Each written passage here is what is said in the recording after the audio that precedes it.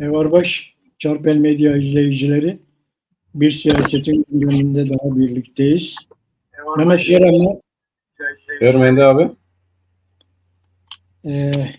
Yine bölgedeki gelişmeleri, bu hafta yaşanan gelişmeler, hafta içi yaşanan gelişmeleri Mehmet'le yorumlamaya çalışacağız. Önce Rojava ile başlayalım. Rojava'da entegrasyon devam ediyor. En son eğitimle ilgili bir takım kararlar alındı Mehmet Rojava'da. Bu bölgesel yönetimin okullarından mezun olanlar yıl içerisinde bir sınava tabi tutulacak. Oradan bir sertifika aldıktan sonra bölge şeyi kabul edilecek. Diplomaları geçerli olacak. Ve bundan sonra da zaten artık kendi müfredatını Suriye kendi müfredatını uygulayacak ve oradan mezun verecekler. Öyle gözüküyor. Öyle kararlar alındığı belli oluyor. Bu Suriye'deki parlamentodaki 9 Kürt milletvekili kendi aralarında bir grup kurmaya çalışıyorlar. Onu önümüzdeki günlerde takip edeceğiz. Daha henüz bir birlik şeyi açıklamadılar ama kendi aralarında bir parlamento içerisinde bir Kürt grubu olmak için çalışıyorlar o Rojava'daki 9 milletvekili. Bir de Rojava'da önemli bir gelişme de Mazlum Abdi tura çıktı. Bu Avrupa turuna çıktı Mehmet, biliyorsun. Evet. Evet. Bu geç kalmış bir şeydi. İlham Ahmet'le beraber çıktılar tura. Aslında geç kalmış bir turda ama olsun yine iyidir. Ama bu oradaki karşılamalara baktığımızda mesela İtalya'ya gittiler önce. Önce orada bir görüşme yaptılar. Ondan sonra Fransa'da gerçekleşti. Daha sonra Hollanda ile Belçika ile görüştüler. Bugün de en son Almanya'da bir görüşme yaptılar. Avrupa Birliği ülkeleri onları Dışişleri Bakanları veya Dışişleri görevlileriyle muhatap ediyor.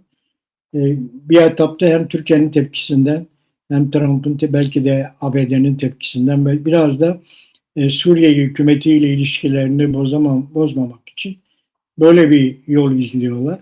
Öyle bir görüşmeler oldu. Tabii bu görüşmeler daha önce olsaydı, bu entegrasyon çalışmalarından önce olsaydı daha iyiydi ama olmadı. Yine Erbil'de Mazlum Abdi Barak'la bir görüşme yaptı, biliyorsun Mehmet.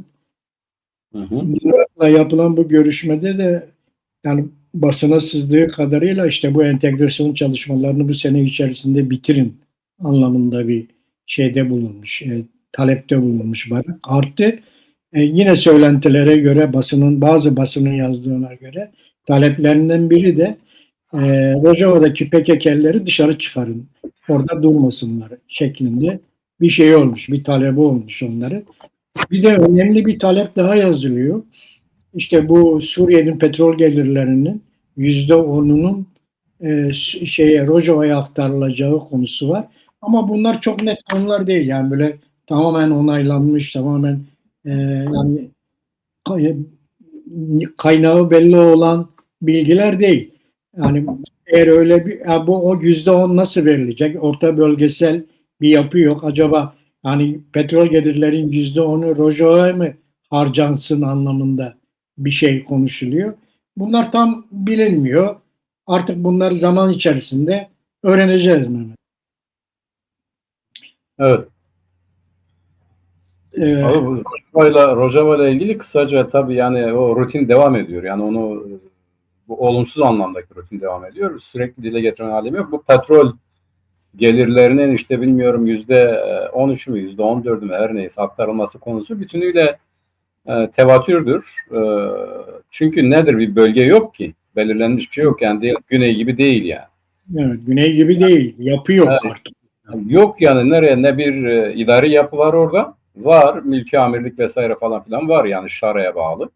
Evet. Ama bölgesel bir idari yapı yok. Bu idari yapıda olmayınca zaten o aktarılacak gelir de yok demektir yani. Bu yok. Türkiye'de bugün gelirlerin bir kısmını Kuzey Kürdistan'a harcıyor. Nereye harcıyor? Orduya harcıyor. Devlet harcamaları diyor ki ben oraya harcadım diyor yani. Yoksa o halkın gerçek askeriyeleri için değil. Onun için bence yani bu Avrupa'da ne yapıyorlar, ne ediyorlar, ne anlatıyorlar onu bilemiyoruz ama şeyin ondan istediği o da bir tevatürdür. İşte Hizbullah'a karşı Suriye ile beraber mücadele savaşması. Onun dışında doğru sen de söyledin. O zaten basına da yansıdı. Entegrasyon sürecinin bu yılın sonuna kadar tamamlanmış. Zaten tamamlanmış. Neyin tamamlayacak yani? Evet. Eğitim tamamlanıyor. Zaten yerli yönetim yok. Zaten eğitim yok. Zaten bölgesel bir yapı yok. Neyin entegrasyonu? Zaten bitmiş yani katıldı bitti. Şimdi o da ne kadar doğru bilgidir bilemiyoruz. Onların anlatmak istediği şudur. Yani Şara ile beraber bütünüyle o devletin bünyesinde yapısında bu savaşçı kuvvetleri istihdam ederek savaştırmaktır. Yeni bir hedefe doğru yönelen Trump da diyor ya İsrail bıraksın Hizbullah'a karşı savaşmayı. Onu da Şara yapsın diyor. Ben Şara'yla da görüştüm o yapacak diyor. Yani bu sefer de Şii-Sünni çatışması başlatacaklar Orta Doğu'da. Evet. Yani eğer Hizbullah ile yani Suriye Hizbullah'a karşı öyle bir şey yaparsa bu bütün Orta Doğu'ya yayılır. Suudi Arabistan'a yayılır, Irak'a yayılır, Lübnan'a yayılır, her tarafa yayılır abi. Her tarafta Şii-Sünni çatışması çıkar. Yani yine bildiğin gibi Yemen'de zaten devam ediyor. Bütün alanda her tarafta bu Şii-Sünni çatışması yayılır yani. Bunu bu sefer de onları birbirine düşürmek suretiyle yönetmeye çalışıyorlar. Ben Şara'nın böyle bir şey yapabileceğini sanmıyorum. Kendi içerisinde bunu yapabilir ama dışarıya karşı git Hizbullah'a işte Lübnan'da bunu yap dediği zaman yapabileceğini sanmıyorum. Öyle olursa vallahi şeyin işi iyice riske girer. Şara'nın işi o kolay bir iş değil. Onun için bu konuda Şara'nın bir demeci çıktı basında Mehmet. Diyor ki biz ancak sınırlarımızı koruyabiliriz. evet. Başka yere müdahale edemeyiz şeklinde. Zaten daha henüz ortada bir Suriye ordusu yok yani. Nasıl mücadele edilecek? Nasıl bir şey yapacaklar? Bu daha henüz belli değil. Artı Şara'nın Lübnan'daki Hizbullah'a saldırması durumunda İran'daki Haçlı Şabi'nin de Şara'yı rahat bırakmayacağı açıktır yani. Bu kadar net bu işler yani. O yeni bir savaşın yönünü ya da aktörlerini değiştirme hadisesidir. Evet. Bu diğer devletler arasındaki savaşa benzemez. Bu Evet. tarafların birbirine girmesi anlamına gelir. Kim kimi nerede vurduysa gider yani bu hadise. Öyle bir şeydir. Yani öyle bir tehlikeli bir şey attılar ortaya. İç savaş gibidir bu abi. İç savaş gibi. Yani Hizbullah'la Suriye devletinin Hizbullah'la çatışması iç savaş başlatması demek. Biliyorsun bu Barak'a Suriye görevi de verildi. Hem Suriye'de hem Türkiye'de hem Irak'ta hepsini beraber götürüyor kendisi. Evet. Üçünü birlikte ele alıyor. Üçüyle beraber gözüküyor. Bu hafta içinde de hepsiyle görüştü. Yani Irak'la da görüştü, Suriye'de görüştü. Bunlarla görüşüyor. Bu görüşmelerin sonucunda artık orada bir yapı oluşturmaya çalışıyor. Abi en tehlikeli görüşmeler güneyde yapıldı. Ve şu anda toplum ağzındaki yer güneydir. Evet. Sveyli'nin açıklamaları, yani sen güneyle ilgili bir şey aktarıyorsan aktar buna gelmek için. Ben o zaman istersen söyleyeyim. Güneyle ilgili söyleyeceğin şeyler varsa onları alalım abi. Ya şimdi güneyde Mehmet yani güneyde özellikle Irak'ta bu İran'ın çatışma halinden sonra her gün orada bir bomba patlıyor. Her gün işte bazen oradaki İran Kürtlerinin olduğu bölgeye, Rojavat Kürtlerinin olduğu bölgeye, kamplara bazen düşüyor. Bazen ABD Büyükelçiliği'nin veya ABD üslerinin olduğu yere düşüyor. Bugün de Al-Busi'nin evinin yanına bir drone düştü. Bu da çok ilginç. Al-Busi biliyorsun başbakan adayıydı. Şiilerin başbakanı adayıydı. Onun evinin olduğu yere bir tane drone düştüğü söyleniyor. O da şey için önemli. Yine Irak bu savaştan sonra ilk defa petrol satmaya başladı. Açıktan bir petrol satışı gerçekleşiyor. Bu petrol satışı da Afganistan'a gerçekleşiyor. Afganistan'a tankerler ve trenle yani karayoluyla İran üzerinden gönderiyorlar. Evet, İran'a geçiyor. İran'dan da oraya gidiyor. Afganistan'a gidiyor. Burada önemli yani İran'da bu konuda herhangi bir problem çıkarmıyor. Oradan geçip gidiyorlar. İlk teslimatı da yaptılar sanırım onlar. Iraklılar ilk teslimatı yaptılar ama oradaki petrol Kürdistan bölgesinden mi gidiyor, Irak'tan mı gidiyor çok böyle net bir şey yok. Büyük bir ihtimalle Basra'dan gidiyor abi. Evet, büyük bir ihtimalle oradan gidiyor. Barak Erbil'de biliyorsun hafta içi temaslarda bulundu. Mazlum Abdi de oradaydı. Neçirvan da oradaydı. Bafıl da oradaydı. Bunlarla ayrı ayrı görüştü. Bu görüşmelere baktığımızda Şam yönetiminin önümüzdeki dönemlerde e, Kürt haklarıyla ilgili bir bilgi alışverişi oldu. Yani Şam yönetiminin Kürtlerle ilgili neler düşünüyor? Herhalde Trump'ın ağzından dinlediler ne düşündüklerini. Orada çünkü Mazlum Abdi de vardı. Onlara da verildi. Ee, yeni Kürdistan kabinesinin kurulması için hem KDP'ye hem YNK'ye baskı uygulamaya başladı. Yani bu şeyin kurulması gerektiği konusunda ABD'nin bir talebi olduğunu söyledi. Washington yönetiminin yeni Irak hükümetini desteklediğini onlara açıkladı. Yani biz yeni kurulan Irak hükümetini, kabinesini destekliyoruz dedi. Ve Irak'ta silahların sadece devletin elinde olması gerektiğini ve bunu konuda hükümetten söz aldıklarını söyledi. Onu açıkladı. Bir de işte şimdi Irak Başbakanı'nın ABD'ye gideceği falan konusunu da açıkladı. Orada bu konular daha net bir şekilde görüşülecek. Yani şeydeki Irak'ta en son Barak'ın gitmesiyle ortaya çıkan bilgiler bunlar. Evet. Şimdi abi biz bu programı bu özellikle Kürdistan ve Orta Doğu'ya ilişkin kısımların konuştuğumuzda ya da ABD siyasetini konuştuğumuzda bu Monroe doktrininden beri ciddi bir değişikliğe işaret ediyoruz ve bunun özetinin de Amerika Birleşik Devletleri'nin niteliğine bakmaksızın o bölgenin ileri gelen güçleriyle işbirliği yapmak istediğine yöneldiğini, yani o bölgede güçlü olan devletlerin içerisindeki kesimleri ya da muhalifleri ya da etnisiteleri destekleyerek devletleri istikrarsız hale getirmek değil, yani diyelim Saddam'ı devirmekteki siyaset değil, Esad'ı devirmekteki siyaset değil, tam tersine o devletlerin kimin elinde olduğuna bakmaksızın onlarla o bölgede işbirliği yapmaya dayalı bir siyasete yöneldiklerini görüyoruz. Yok insan haklarıymış, yok bu iyiymiş, diktatör değil de demokratmış, diktatörmüş falan bunu aldırmadan o bölgede hangi devletlerle işbirliği yapabilecekse ve bu devletlerle ilişkilerine de özelliklerine göre yapıyorlar. Bu özelliklerin başında da yeraltı zenginlik yani bu değerli elementler ve aynı zamanda enerji kaynakları. Şimdi Irak'ı aldılar. Irak onların elinde. Suriye'yi aldılar. Suriye onların elinde şimdi. İran'ı almaya çalışıyorlar. Büyük bir ihtimalle İran'ı da alacaklar. Ama değişik bir yöntemle alacaklar. Yani bu biraz sonra da onu konuşacağız. Şimdi Güney'de tehlike o. Amerika Birleşik Devletleri'nin yeni siyaseti çerçevesinde artık oraya atadıkları Şiilerin de kabul ettiği yeni başbakan bu yeni yönetimi tanıyın diyor. Yani güçlü Irak devleti, bu güçlü Irak devletinin çatısı altında da Kürt varlığı. Ama devlet dediğimiz zaman diyor ki güç olarak bunlar homojen olmalı. Yani devlet, bütün silahlı kuvvetler devlete bağlanmalı. Devletin gücü olmalı. Hiçbir kesim, hiçbir çevre, mevreni vesaire özerk, otonom ya da bağımsız askeri gücü olmamalıdır. Neden bunu söylüyor abi? Haçlı Şabi mesela Şiilerin o bir tane değil yani Haçlı Şabi diyoruz da bir tane değil kaç tane Şii grubun kendi silahlı kuvvetleri vardır. Hizbullah da öyle Lübnan'da o da bir şeydi abi. Eskiden Lübnan hükümetinin işte o Emel örgütü vardı. Şii Emel örgütü bu Hizbullah onun tezahürüdür. Ona o silahlarını elinde tutma yani ordusunu koruma şeyi verilmişti Lübnan hükümeti tarafından.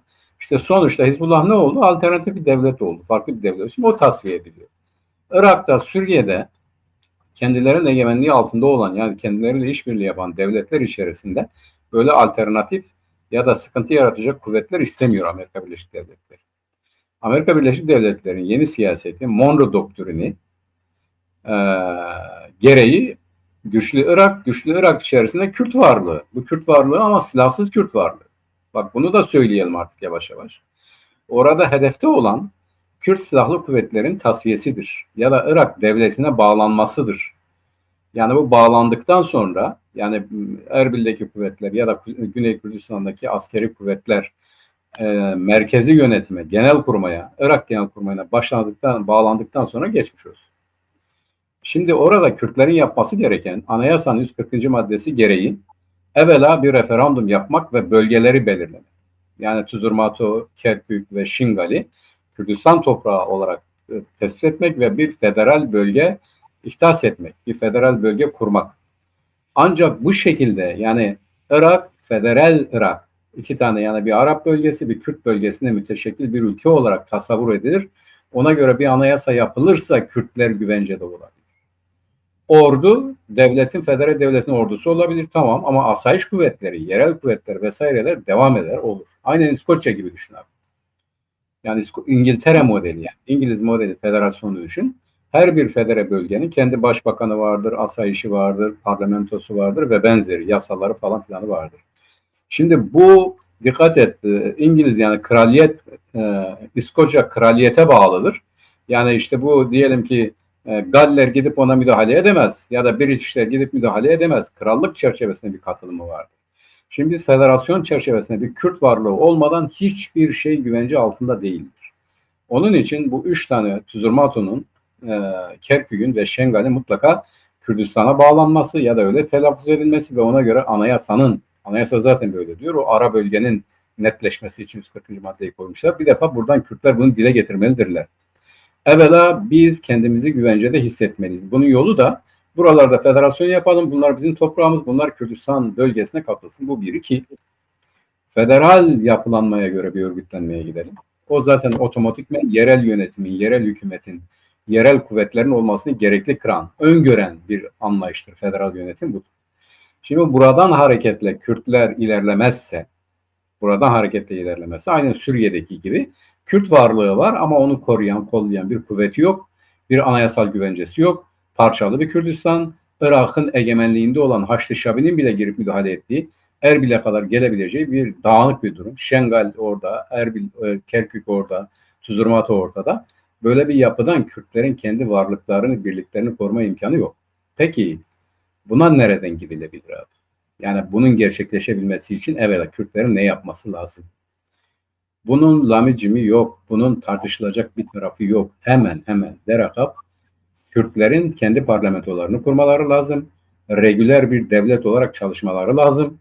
Yekpare hareket etmeleri lazım ama kendi işlerinde tam demokrasi, kim iktidar olursa onun hükmedeceği, hükümet kuracağı, yürüteceği bir yapıya hemen dönmeleri lazım. Bunu sağlamaları lazım. Tek maliye, tek eğitim bakanlığı, tek savunma, tek ekonomi bakanı vesaire. Yani normal işte bir devlet gibi örgütlenmeleri lazım. Devleti kurmaları lazım. Şu anda Güney Kürdistan'da devlet yok. 2 tane devlet var öyle diyelim.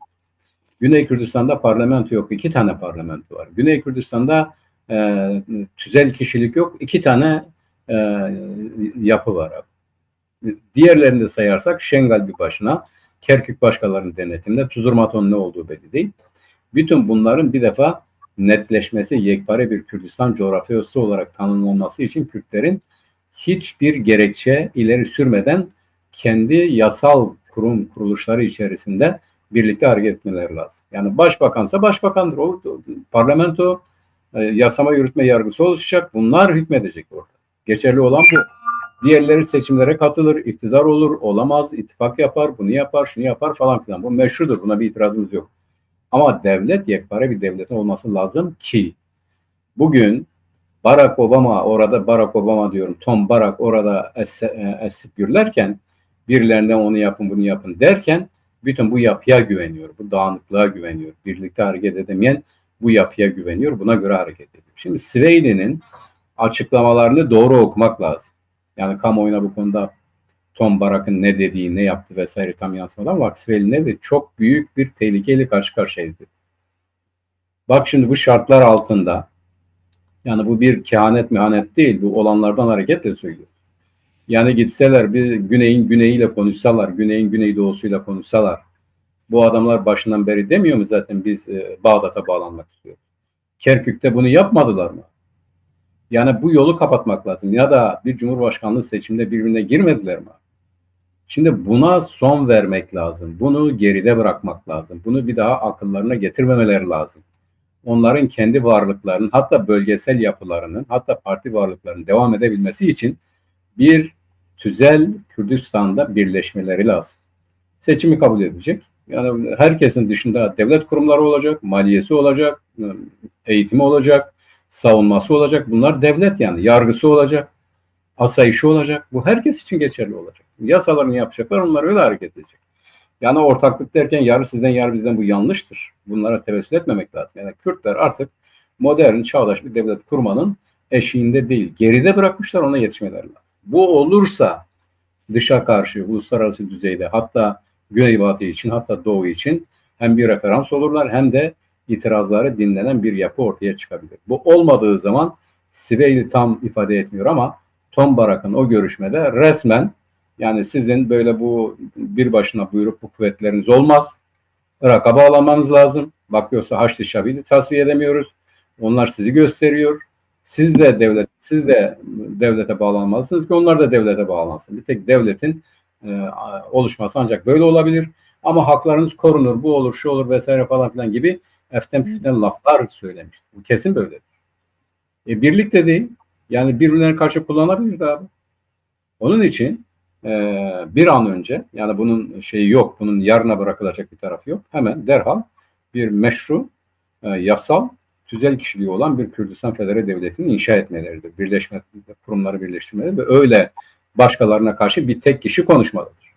Başbakansa başbakan konuşmalıdır. Başkansa başkan konuşmalıdır. Yani gidip partilerle görüşmek nedir ya? Yani devlet olarak dışarıya karşı hareket etmeleri lazım. Irak'a karşı devlet olarak hareket etmeleri lazım. Devlet içerisinde tamam başbakan olmak için mücadele etsinler, meşrudur, buna bir itiraz yok. Ancak oraya geldikten sonra Kürt milletinin menfaatleri için hareket etmek zorunda olacakları bir rejim kurmaları lazım. Bu olmadan Tom Barak da müdahale eder, Irak'ta müdahale eder, Haçlı Şabi de müdahale eder ya da işte bugün Kerkük'te en az grubun yönetimine boyun eğmek zorunda kalır. Bu bir zulüm yani. Yani bunu anlatmanın bile gereği yok.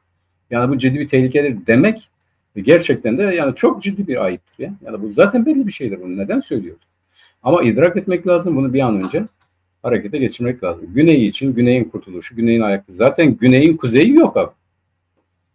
Yani Türkiye Cumhuriyeti Devleti hala işte silah bıraktığı halde, kendisini feshettiği halde bir tehlike var gibi Güney'in kuzeyini bilmiyorum kaç bölgede işgal etmiş durumda. Zaten orayla alakalar yok. Bir Erbil ve Süleymaniye sıkışmış durumdalar. Yani Güney'in güneyine baktığın zaman da Irak devleti egemendir. Kerkük'e kadar abi. Süleymaniye, Halepçe ve şey var. Duhok ve Erbil var ya. Yani hani diyorlar yani Kürdistan diyoruz ya. Ya ne kalmış ellerinde? Bunu stafi hale getirmeleri için birinci yol, birinci adım bir Kürdistan devletinin, tüzel bir Kürdistan devletinin kurmaları. Parti olarak da mücadele eder, iktidar olma hakları da vardır ama iktidarın tek derdi, tek davası Kürt milletinin ortak çıkarları olmalıdır. Güney ile ilgili bunu söyleyeyim. Buna ek olarak ben de bir iki şey söyleyeyim ama yani bu Kürdistan'ın bölünmüşlüğü bölge ülkeleri içinde Kürdistan'ın içerisine müdahale etmek için bir ortam hazırlıyor. Hem İran tarafından hem Türkiye tarafından bölgeye müdahale edilebiliyor. İşte Irak Başbakanlık seçimlerinde müdahaleyi gördük. İşte Kerkük'teki vali seçimlerinde müdahaleleri gördük. Bu hep bölünmüşlükten kaynaklanıyor. Yani Kürdistan bölgesi bu bölünmüşlüklüğü devam ettirdiği süre içerisinde İran'dan da Türkiye'den de bölgenin içerisine müdahaleler geliyor. Zaten İran'la Türkiye'nin Kürtlerle ilgili bölgedeki tezleri açık. Onlar diyorlar ki evet Kürtler olabilir ama Kürtlerin bölge siyasetinde etkin olmaları mümkün değil diyorlar. Buna izin vermeyiz diyorlar. Açık ve net bir şekilde. Ancak devlet olabildiklerinde bölge siyasetinde etkin olabilecekler. Bak şimdi bugün İsviçre'de İran'la ABD oturdu. Görüşüyorlar. Evet. Aynı gün Mısır'da Türkiye, Mısır, Pakistan ve Suudi Arabistan oturdu. Onlar da bölgeyi görüşüyorlar. Ve Kürtler yok bu işin içerisinde. Anlatabildim mi? Yani burada bu bölge devletleri ABD'yi şuna ikna etmeye veya dünyayı şuna ikna ettirmeye çalışıyorlar. Tamam, Kürtler olabilir, işte bakın güneyde var bir yapı. Ama bunlar hiçbir zaman bölge siyasetinde etkin olmalarının önünü açamayız diyorlar. Açmayız diyorlar. Bunun önünü kırmanın yolu senin de dediğin gibi Vehbi Baysal da yazmış. Zaten daha önce de biz o konuları konuşmuştuk. Referandumda Kürdistan halkının Kürt siyasilere vermiş olduğu görevleri yerine getirmeleri gerekiyor. Orduyu tekleştirecekler, parlamentoyu çalıştıracaklar, ekonomiyi tekleştirecekler. Bunun dışında bölgede etkin olmak mümkün değil. Devlet olmadan, Aynen. Aynen. devlet şey etmeden, bak şimdi Mısır'da bugün toplantı var ve Mısır'daki toplantıda Kürtler için neler olacağını önümüzdeki günlerde göreceğiz. Neler konuşulduğunu göreceğiz. Çünkü orada o bölge devletlerinin de talepleri var. Şimdi bu İran-ABD görüşmelerinde, anlaşmalarında onların da talepleri ortaya çıkacak. Onların da beklentileri ortaya çıkacak. Burada Kürtler kaybedecekler. Bir an önce oradaki o birliğin gerçekten oluşması gerekiyor diyebiliriz. Tabii burada Abi şimdi sen çok ciddi bir noktaya temas ettin. Tabii ben bütünle bize odaklandığım için. Biz mesela bu Orta Doğu'nun statükosunun bu terörsüz Türkiye hadisesinin başından beri diyoruz ki bugün bu Cumhurbaşkanı da onu söyledi. Yani ya masadasın ya da menüdesin diyordu. Menüdesin. Eğer masada olmayı başardık diyordu. Yoksa menüde olurduk diyordu. evet, Şimdi bugün Türkiye Cumhuriyeti Devleti'nin Orta Doğu'daki siyaseti Orta Doğu'da etkin olabilecek ya da faktör olabilecek devletlerle birlikte hareket ederek olası menü ihtimalini saf dışı bırakma planıdır.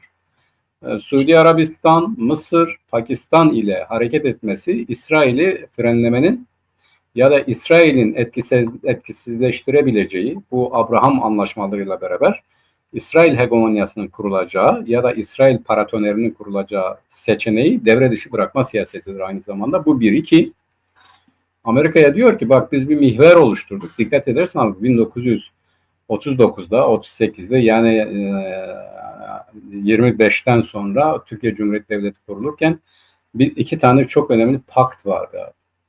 Bir Sadabat paktıydı. Yani Bağdat, İran, Pakistan'ın içerisinde olduğu paktı. Bunlarla beraber hareket eden bir paktı. Bu aynı zamanda büyük güçlere, büyük kuvvetlere anti-Kürt yani Kürtleri bu devletlerin sınırları içerisinde tutan bir paktı. Onlarla anlaşma bu yöndeydi. Şimdi aynısı tekrarlanıyor. Yani bu statüko yeniden belirlenirken ya da İngiliz egemenliği Amerikan, İsrail egemenliğine geçerken yeniden Türkiye Cumhuriyeti Devleti kendi egemenliğini tesis ederken diğer devletlerin egemenliğine de onay vermeyi gündeme getiriyor ki İsrail'i etkisizleştirebilsin. Şimdi bu etkisizleştirme içerisinde yeniden topun ağzında olan Kürtlerdir, bizleriz yani. Bunları yeniden bu statükoya hapsetmek, bu statükoyu bunların kabul etmesini sağlamak, zaman içerisinde de bu asimilasyon yoluyla, aynen bugün Suriye'de yaptıkları gibi asimilasyon yoluyla yeniden eski statükonun içerisine bunları gönüllü olarak ekleme stratejisidir. Türkiye'nin stratejisi budur. Bunu elbette bu kadar açık, bu kadar şey söylemeyebilir ama hem İran'la da muhtemelen bunu görüşmüş, konuşmuş. Zaten açıklıyordu o zaman Hakan Fidan. Diyordu ki bu ABD-İran savaşında bir takım çevreler heveslenmesin, biz buna izin vermeyeceğiz. Kaç defa bunu söyledi? Bunu Kürtlerin idrak etmesi lazım ve bu giderek oluşan bu statükoda kendisini gösteren çevreler çerçevesinde Kürtlerin yeni bir strateji, yeni bir müttefiklik siyaseti, yeni bir ilişkiler biçimi belirlemesi lazım. Bu çok önemli. Yani mesela şimdi bütün Kürtler, yani Kürdistan'daki Kürtler, yani doğusu, batısı, güneyi, kuzeyiyle beraber tam da bu süreci görüşüp bunu kararlaştırabilecek, buna göre siyaset üretebilecekleri bir iç diyaloglarının, iç tartışmalarının, iç görüşmelerinin hemen başlaması lazım. Bu herhangi birimizin meselesi değil, bu bütün Kürtlerin meselesidir.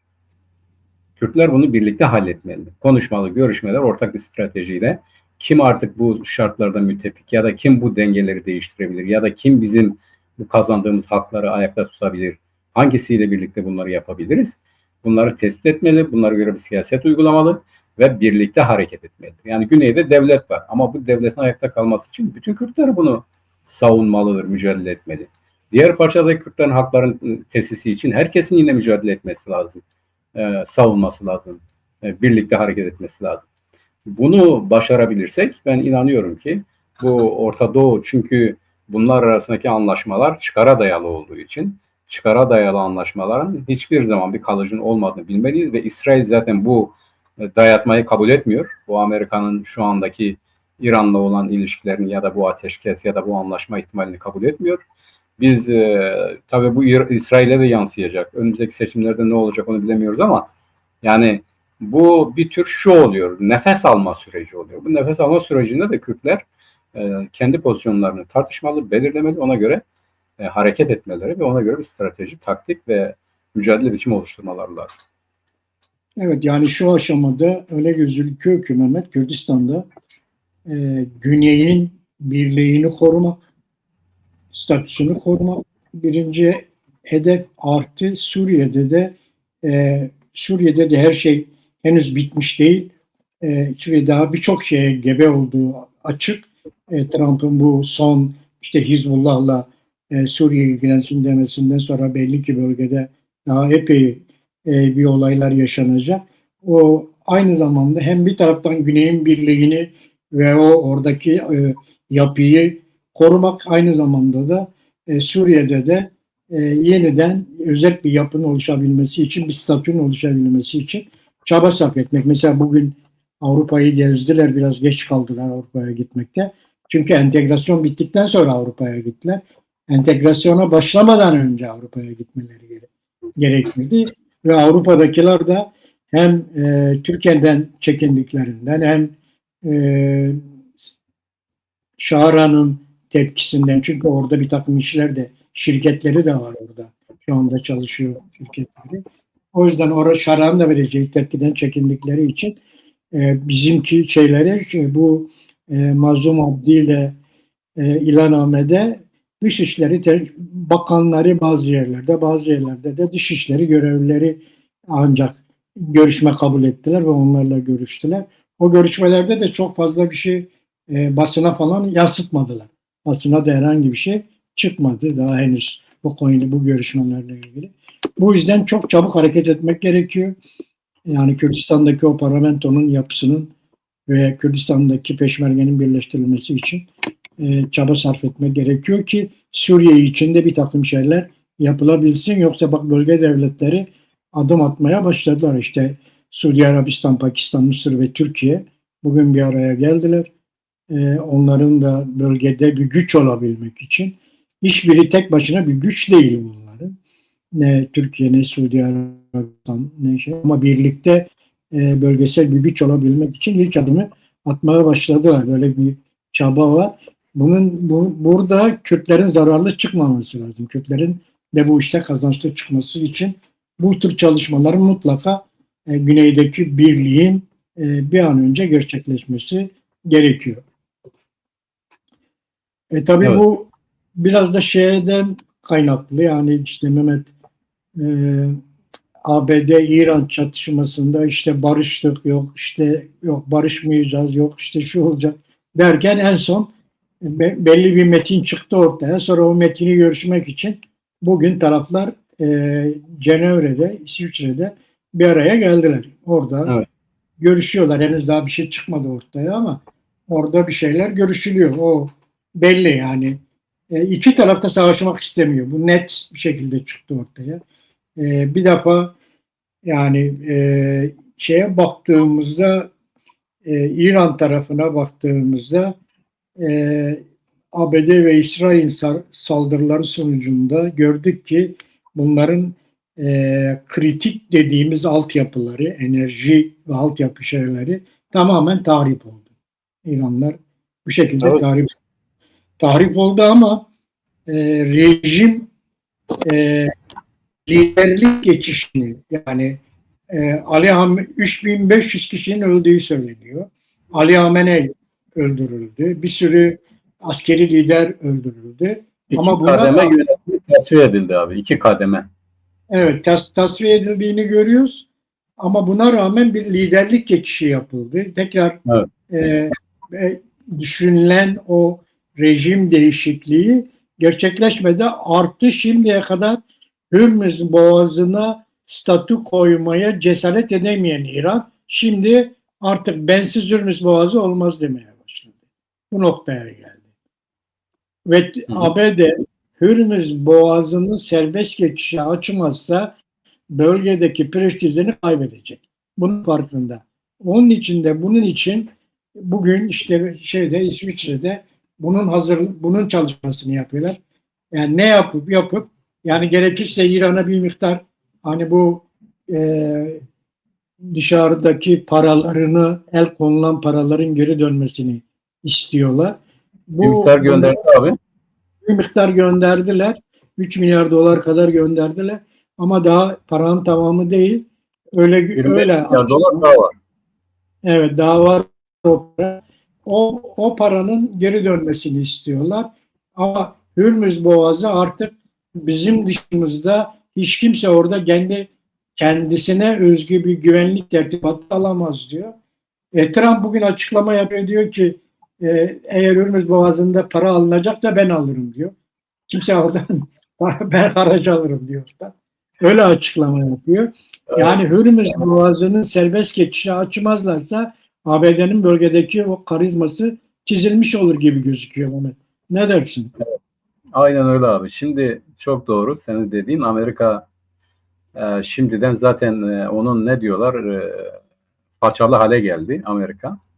Yani Evet. düşün ki Meloni bile Amerikan seyahatini iptal etti. Bu Trump da yani gerçekten çok yani affedersin abi yani çok farklı bir adammış. Meloni ile özel görüşmesini bile bir gazeteye anlattı. Dedi ki benimle fotoğraf çekmek için yalvardı. Şimdi tabii İtalyanlar hemen protesto etti. Meloni Amerikan seyahatini de iptal etti. Evet. Yani o da biz hiç kimseye yalvarmayız. Yalan söylüyor dedi Trump. Yani hiçbir bugüne kadar diplomatik düzeyde böyle bir skandal yaşanmamıştı abi. Şimdi bu Trump var, bu Trump zihniyetiyle bir iş adamı, bir tüccar, bir ticaret zihniyeti olan bir adam. Biliyorsun bu bir zamanlar televizyonda o in çık hadisesi vardı ya abi, milleti çıkarıyordu. Bu tokat atıp kovuyor movuyor diye programında bir televizyonda program da yapıyordu. Evet. Trump'tan geldi zaten. Hala o zihniyeti anlayışı devam ediyor. Şimdi hatırlarsan biz bu Hürmüz ve İran söz konusu olduğunda diyorduk ki eğer İran buradan haraç alacaksa Trump kesin buna ortak olur. Yani der ki tamam ben senin buradan haraç almana karşı değilim ama biraz da ben alacağım. Yani bunu beraber yapalım. İkincisi diyorduk ki İran tazminat istiyor, bu tamam der. Yani sana tazminat değil de ben sana gerekli olan parayı vereyim. Bu şekilde İran da ele geçirir. Bunlar tam gerçekleşiyor. Şimdi böyle bir kümülatif olarak baktığımız zaman yani ben İran-ABD ilişkilerinin her iki taraf açısından da dikkat et abi. Trump diyor ya rejimi de değiştirdik. Kısmen doğrudur. Bu Müşteba Hamaney'in bir açıklaması oldu. Daha yeni kamuoyunun karşısına çıktı. Yani o gizliydi ya abi. Gizleniyordu ya. Şimdi açığa çıktı ve bir açıklama yaptı. Dedi ki içeriden gelen tepkilerden hareketle bu İran halkının bu olası barış karşısında imzalanacak bu barış metni karşısındaki tepkilerine baktığımız zaman anlaşılan Amerika'ya karşı tutumun güçlülüğü karşısında ya da en azından bu devrim muhafızlarının bu anlaşmaya karşı olmaları nedeniyle Müşteba Hamenei dedi ki ben de dedi ilk anda buna karşıydım. Bu anlaşmanın yapılmasına karşıydım. Fakat Cumhurbaşkanı Pezeşkiyan beni ikna etti. Onun için ben de kabul ettim dedi. Şimdi Pezeşkiyan'ın yani düşün Pezeşkiyan'ın bir ayetullah karşısında, dini lider karşısında ne kadar öne çıktığı, onları ne kadar etkilediği anlaşılıyor. Şimdi bu şunu gösteriyor.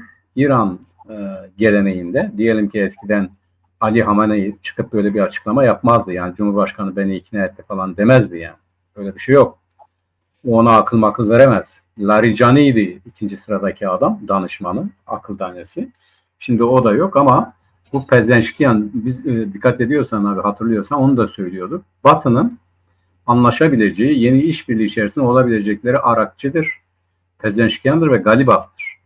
Şimdi bu ekip Batı'yla zaten eskiden beri de Galibaf devrim muhafızları geleneğinden de gelse o meclis başkanı, biliyorsun o kaçıncı meclis başkanı? Üçüncüydü abi. 2 tanesini götürdüler. Yani şu anda görevdekilerin hepsi 3. sıradaki insanlardır. Onlar kendilerinden önceki 2 tane adamı götürdü İsrail yani. İkisini devirdi. Bunlar 3. geldilerdi. Galibaf da devrim muhafızları içerisinde olmasına rağmen ne diyor? Diyordu ki ya bu nükleer işin o kadar abartmanın bir alemi yoktur. Bundan vazgeçebiliriz diyor. O zaman da söylüyor. Yani Batı ile anlaşmak, ambargoları kaldırmak buradan geçiyorsa onu yapalım diyor. Pezeşkiyan zaten bunu diyor. Arakçı zaten böyleydi. Her neyse. Şimdi bu ekip, Trump ekibi İran'da anlaşma yapabileceği ve bu anlaşma yapabileceği kesimler üzerinden de Müşteba Hamaney gibi devrim muhafızlarının bağlı olduğu kesimleri ikna edebilecek bir kanal, bir alan bulmuş gibi görünüyor. Şimdi ben bundan hareketle şu kanaatteyim. Belki bugün Cenevre'de kesin bir anlaşmaya varılmaz. Zaten varılma ihtimali yok. Çünkü teknik detaylar görüşülecek. O metinde o söyleniyor. O 7 tane ana maddenin ileride belirlenecek şeyleri var abi. Teknik detaylar var. Örneğin diyor ki İran silah edinmeyecek. Bu nükleer yoğunlaştırılmış nükleer başlığı da seyrelteceğiz diyor. Ama bu seyreltme nasıl yapılacak? Bunu görüşeceğiz. Bu teknik bir alan. Yani uluslararası atom enerjisi yanında kim şahitlik yapacak? ABD biz de mi olacağız diyecek. Ya da tarafsız devletler, Birleşmiş Milletler Güvenlik Konseyi mi? Her neyse. Yani o teknik detaylar devam edecek. 1. 2. Hürmüz'de diyor açılacak, şey de kalkacak diyor. Yani İran'ın yasaklaması da kalkacak. ABD ablukası da kalkacak. Ama bundan sonra nasıl olacağı konusu görüşülecek diyor. Bu teknik detaylar görüşülecek diyor. Bunu da görüşecekler. Yani orada mesela Trump diyor ya petrolün %20'si benimdir diyor. Oradan gerçek petrolün %20'si benimdir diyor. Yani bu artık ticarete döndü, yüzdelere döndü. Yani Trump büyük bir ihtimalle sen alırsan ben de alırım ya da beraber burada dünyanın geri kalanını haraca bağlayalım. Geçen gemilerden beraber para alalım diyor. Yani sen diyor mesela sen içeriden ablukayı uyguluyordun. Ben de dışarıdan uygularım diyor. Yani ben olmasam burası yine çalışmaz ben olay vermezsem. Şimdi bir diğeri İran'daki bu tazminat hadisesiydi. İranlılar tazminat istiyorlardı. Trump dedi ki biz bunu Körfez ülkeleri üzerinden yapabiliriz dedi size. Yani çok açık bir şekilde. Bu Körfez ülkeleri size kredi açar ya da gelir orada direkt bunu yeniden inşa ederler ama böylece de zaten İran ekonomisini ele geçirmiş olurlar. Evet. Şimdi İran dikkat edersen şöyle mesajlar da verildi. Bundan sonra bölgede, bak çok önemli, bölgede hiç olmadığı kadar etkin olacak. Yani onlar da Amerika Birleşik Devletleri ile çalışmanın kendileri için iyi olacağını ve eğer bunun bir takım işaretleri verilirse halkın da ABD ile iş yapmaya aynen bu Müşteba Hamene'nin kabul ettiği gibi ileride kendileri açısından bu Monroe Doktrini çerçevesinde Türkiye'nin bizim karşımızda izlediği siyaseti İran bütün bölgede izleyebilir. Der ki bölgede benimle çalış. Birlikte çalışalım diyebilir. Yani bunu açık etmeyebilir ama yani der ki bu İsrail saplantısından vazgeç. Ben İsrail'e dokunmayacağım. Yani İsrail var olsun. Yani anlaşırsa diğer Filistinliler de tamam anlaşsın. 2 devletli olur olmaz onların bileceği iş der. Ama der ki örneğin Lübnan'daki Şiiler, Yemen'deki Şiiler, Irak'taki Şiiler, Suriye'deki Şiiler yani benim bu Orta Doğu'da etkin olduğum kesimlerle bağımı koparmamı bekleme. Birlikte çalışalım sana düşman olmayalım der. Birlikte yönetelim Orta Doğu. Ve o şartlarda sadece Orta Doğu değil abi Afganistan, Pakistan ve Hindistan'a uzanacak kadar, Orta Asya'ya uzanacak kadar bir derinliği var İran'ın. İran her tarafta gerçekten derinliği olan, etkisi olan bir devlettir ve şeyi de düşünürsek, bu Amerika Birleşik Devletleri Monroe Doktrini de düşünürsek, İran'ı yok edemediyse onunla birlikte çalışmayı Trump düşünebilir. Bütün mesele yüzdelere kalmıştır. Yani Trump yüzde kaça ikna olur?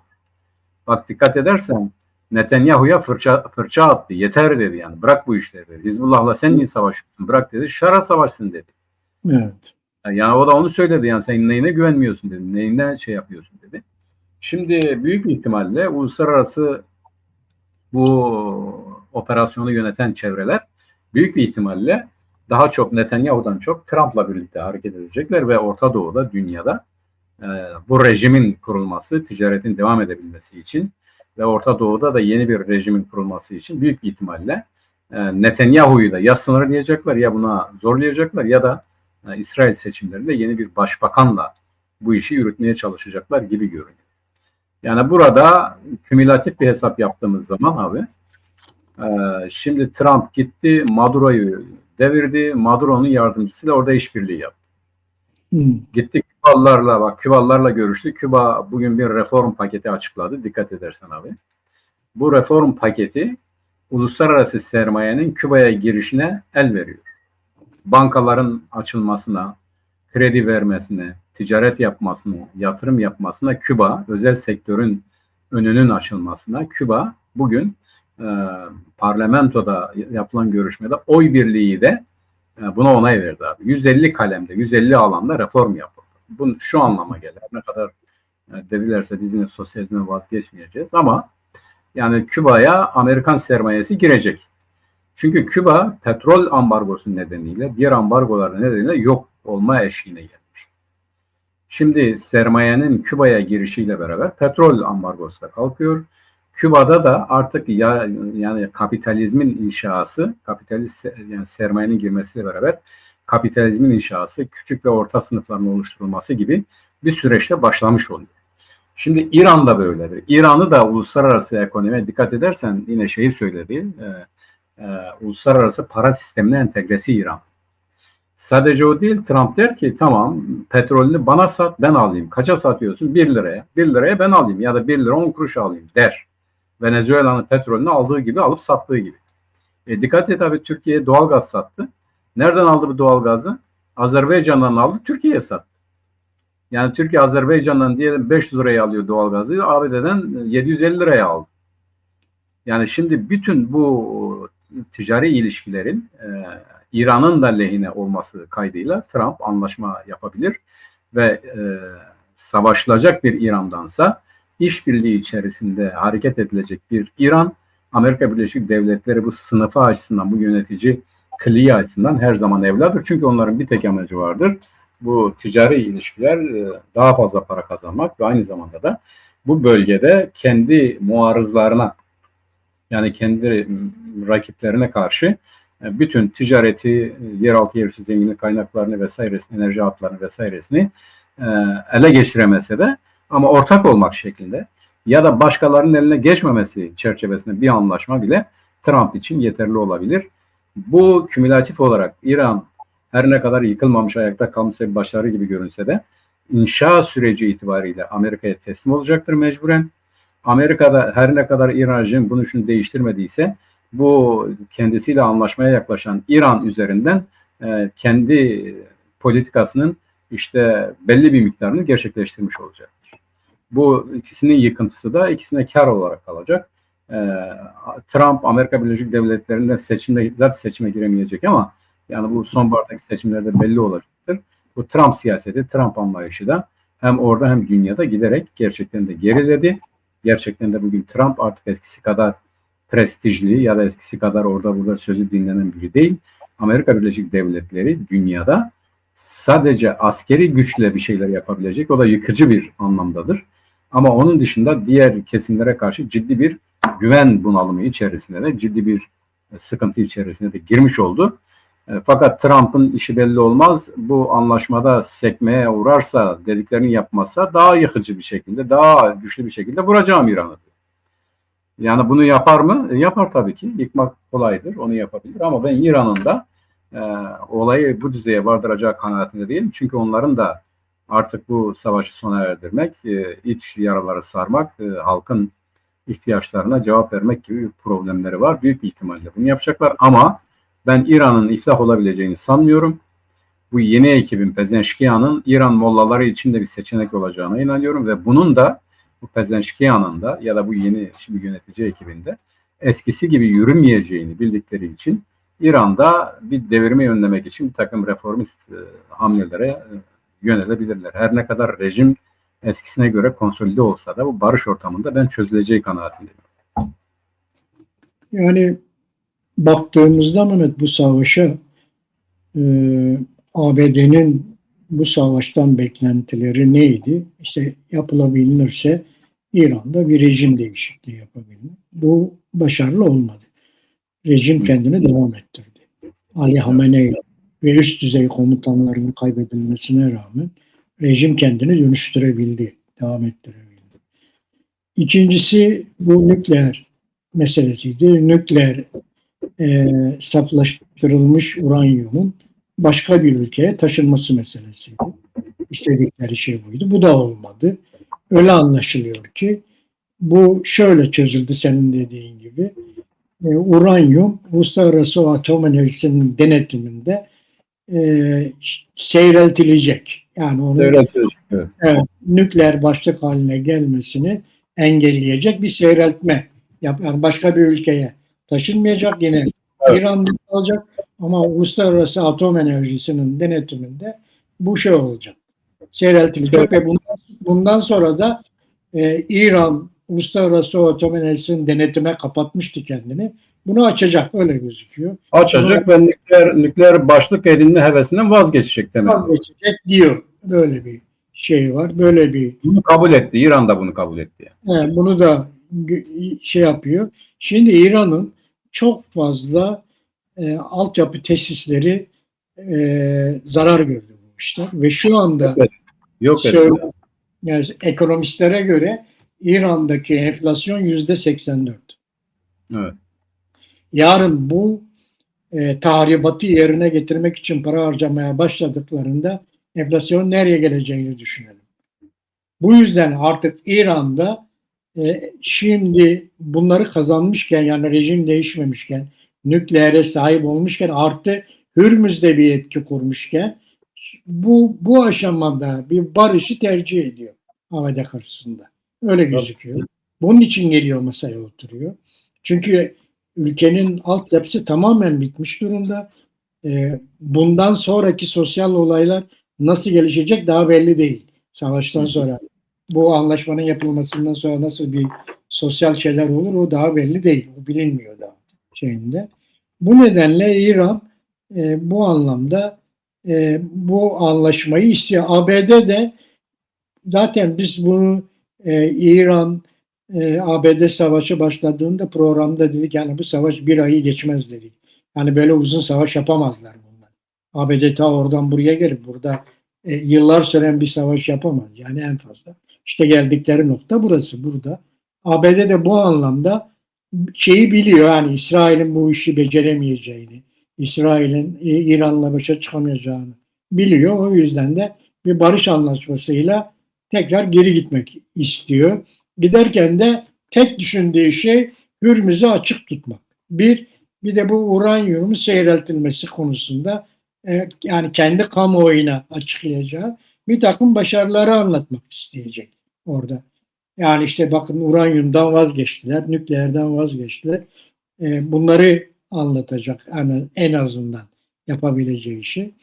Bunlar için de onlar da çok çaba sarf etti Trump'ta bu masaya dönülmesi için.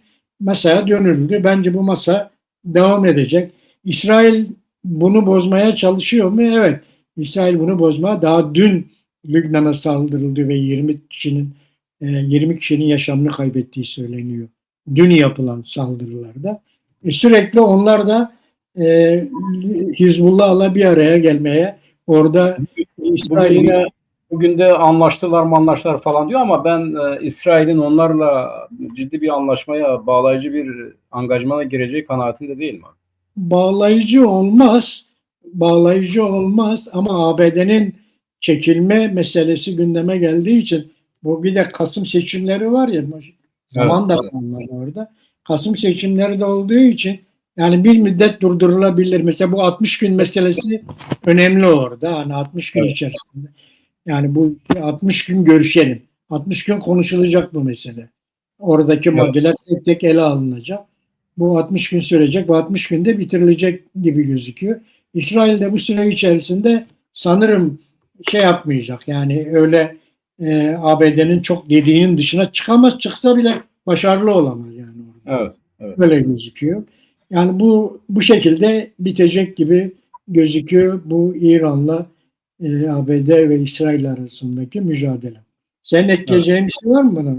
Yok abi, ekleyeceğim bir şey yok. Sadece ben İsrail ile ilgili söyleyeyim. İsrail tabii bunu yeterli görmüyor. İsrail, İran'ın yerle yeksan edilmesini istiyordu. Yani bu İran şu andaki durumun bütünüyle ortadan kaldırılmasını istiyordu. Bunu başaramadı. Fakat İran ve Amerika şunu da gördüler. Eğer bu Amerika bunu çok iyi gördü. Eğer devam ederse Körfez ülkeleri de Amerika'ya karşı tavır alabilirlerdi. Çünkü Evet. İran Amerika'nın saldırısı karşısında hemen Körfez ülkelerine saldırıyor. Umman'a saldırıyor, Bahreyn'e saldırıyor, Katar'a saldırıyor. Yani sadece Amerikan üslerine değil, buradaki örneğin Bahreyn'de şeye saldırdı, bir enerji deposunu saldırdı değil mi abi? Yani Körfez Evet. ülkeleri de, yani Birleşik Arap Emirlikleri dışında diğerleri bundan rahatsızdı. Birleşik Arap Emirlikleri İsrail'le yaptıkları işbirliği çerçevesinde Kuveyt'e saldırdı abi, Kuveyt'e. Yani Kuveyt'e birkaç defa saldırdı. Her ne kadar biz bunları durdurduk falan dediler ise de. Onun Evet. için Trump'ın her tarafı koruyamayacağını, İran'ın bu son model yeni nesil füzeleri karşısında her tarafı istediği gibi koruyamayacağını da anladığı için bir an önce bu anlaşmayı yapmak istedi. İsrail de çok zarar gördü. Yani bunun o savunma sistemi bütün İsrail ve İran füzeleri karşısında başarılı olamadı. Çok ciddi tahribat yaşadı İsrail. Her ne kadar sığınaklar olduğu için can kaybı az olduysa da ama maddi olarak İsrail'de çok ciddi zararlar gördü. Ben İsrail'in de yani böyle bir şeye ihtiyacı olduğu kanaatindeyim. Bu onun için de bir nefes alma olacak ama onun savaş karşısındaki tutumu kesinlikle ABD gibi olmayacaktır diye düşünüyorum. Evet. Seçimlere kadar böyle yarı yamalak gider. Seçimlerden sonra durum biraz daha istikrar kazanabilir. İki yönden de. Yani mücadele yönünde mi, savaşma yönünde mi, barış yönünde mi? İsrail ve Amerikan seçimlerinden sonra durum daha netleşir. Burada tabii artık İran'ı öyle gözüküyor ki uluslararası sisteme şey yapıyorlar, entegre ediyorlar. Öyle Entegre gözüküyor. ediyor, evet, evet. Yani Evet, İran da bunu kabul etmiş durumda. Zaten bu İran'da istenen, tabii, şimdiye kadar İran uluslararası sistemin dışındaydı. tabii. Öyle hareket ediyordu ama şimdi uluslararası sistemin içerisine alacaklar. İran da buna okey diyor, okey veriyor. Aynen öyle. Aynen. Evet, uluslararası sisteme entegre olmayı kabul ediyor. Bu kabul edildikten sonra artık İran'ı yönetmek onlar açısından çok daha kolay bir şey olabilir. İşte bunu kabul ederse, Amerika ile belli bir uzlaşmaya girerse bu Türkiye, Pakistan, Suudi Arabistan ve Mısır mihveri eskisi kadar başarılı olamayacak. Pakistan öyle kolay kolay bunlara dahil olmaz abi. Yani İran Evet. karşısında Pakistan'ın tutumu çok Yok. farklıdır. Evet. Yani Mısır'da gelip Türkiye'nin peşine takılacak bir devlet değildir. Onu söyleyeyim Değil. yani. Mısır Değil. Arap ülkelerinin kutbudur. Hepsi Mısır'a bakarlar. Ama Evet, Mısır evet. aynı zamanda Suudi parası olmasa el avuç açacak yani. Bu bir şey var, bir bağımlılık var onlar arasında. Bu yani Türkiye'nin bu anti-Kürt siyaseti nedeniyle çok ciddi bir başarıya ulaşacağı kanaatinde değilim. Evet. Zaten o anti-Kürt siyaseti bölgede başarılı olma şansı yok yani. Evet. Bu mümkün değil. Burada çatışmaları, buradaki kargaşayı bitirmez. Anti-Kürt mücadele bittiği zaman ancak bazı şeyler bölgede oturmaya başlayabilir. Bunun ABD de farkında, bölge ülkeleri de farkında. Ama ne kadar geciktirebiliriz, nasıl uzatabiliriz? İşte Kürtler var olsun ama bölgesel siyasette etkin olmasınlar şeklinde bir şey var. Bunun sonu yok. Bunun sonu Evet. yok. Kürtlerin eninde sonunda bu bölgede, yani düşünebiliyor musun? Bulgaristan Yugoslavya bölündü, işte oradan şu anda yaşayan 7 tane devlet çıktı ve bu devletlerin 200-300 bin nüfuslu devletler var şu anda. Yugoslavya'dan ayrılıp Balkanlarda yaşamını sürdüren. Yani böyle bu tür örnekler varken, yani Kürtlerin bu nüfusla, bu yapıyla, bu teknolojik çağda yani bir devletsiz, bir statüsüz kalması artık mümkün değil. Mutlaka bunun bir şeyi gelecek, zamanı gelecek. Öyle gözüküyor. Gelecek işte o bize bağlı abi. Biz Evet. onu söyleyeyim. Çabuklaştırmak, Evet. çabuklaştırmak Evet. bizimle ilgili bir şey. Tabii burada ABD ile İran anlaşırken bu sefer Türkiye'de CHP'nin bir şey atandı. CHP mahkeme kararıyla el değiştirdi. Türkiye'de ilk defa böyle bir şey gerçekleşti Mehmet. Yani mahkeme kararıyla e, bir partiye genel başkan atandı. Bu şimdiye kadar, yani ben 72 Yok tabii. yaşındayım. 72 Yok. yaşındayım. Aşağı yukarı 50 yıldır da siyaseti takip ediyorum. İlk defa böyle bir şey oluyor. Tabii, Mahkeme yok. mahkeme kararıyla bir siyasi partiye genel başkan atanıyor. Bu çok ve bir o genel başkan da bu partinin 22 yıl 23 yıl genel başkanlığını yapmış. O mahkeme kararıyla oraya gitmeyi, polisle oraya gitmeyi kabul ediyor. Yani çok ilginç. Dünyada da çok ilgiyle izleniyor. Yani nedir bu ya? Bir genel başkan kendi partisine polis zoruyla nasıl gider? Nasıl bunu kabul eder? Ve bu tezgahı iktidarın kurduğu belliyken nasıl böyle bir şeyi kabul eder? Bunu tabii önümüzdeki günlerde daha net gözükecek bu. Şimdi benim gördüğüm kadarıyla burada e, Erdoğan bir daha seçilmek istiyor.